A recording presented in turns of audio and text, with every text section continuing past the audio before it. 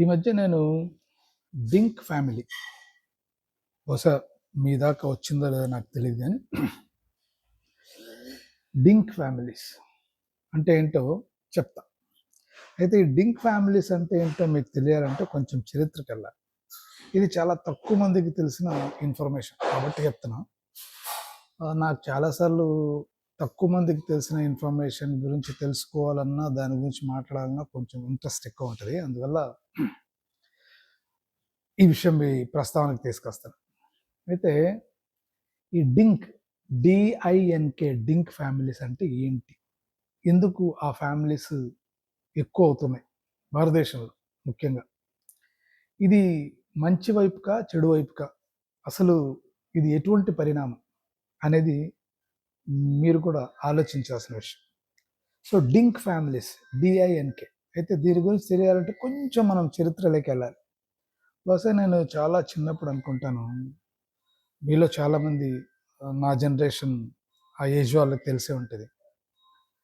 ముగ్గురు వద్దు ఇద్దరు ముద్దు అనేది ఉండేది. ఆ తర్వాత నేను కొంచెం హై స్కూల్కి అట్లా ఎంటర్ అయ్యే ముందు గోడల మీద త్రికోణాకారం సింబల్లో ఒక స్లోగన్ ప్రభుత్వం ప్రాపగండా చేయడం, గవర్నమెంట్ పబ్లిసిటీస్ ఉండేవి. అవేంటంటే ఒకరు లేక ఇద్దరు అనే విషయాన్ని బాగా స్ప్రెడ్ చేసి ఆ టైంలో చాలామందికి నచ్చినా నచ్చకపోయినా బలవంతంగా కావచ్చు, కౌన్సిలింగ్ చేసి కావచ్చు, అలా ఒకరు లేక ఇద్దరు అనే కాన్సెప్ట్ చాలామంది ఆపరేషన్ కూడా చేశారు. అయితే ఆ తర్వాత అంటే ఈ పాపులేషన్ని మనము కన్సిడరేషన్లోకి తీసుకుంటే జరిగిన చరిత్రలో జరిగిన పరిణామాలు అన్నమాట ఇవన్నీ.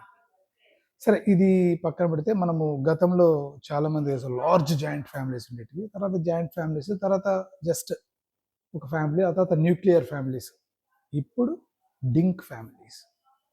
ఏంటి డింక్ అంటే?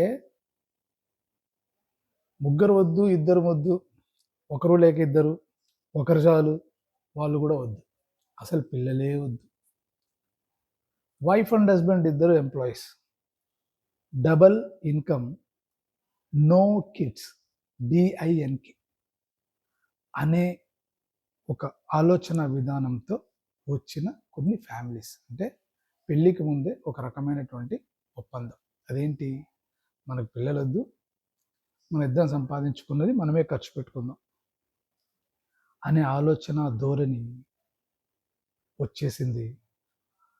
కొన్ని ఫ్యామిలీస్ ఈ చట్రంలోకి, అంటే ఈ సర్కిల్లోకి వచ్చేసాయి. ఇది రాబోయే రోజుల్లో ఎటువంటి కాన్సిక్వెన్సెస్ని క్రియేట్ చేస్తుంది అన్నది,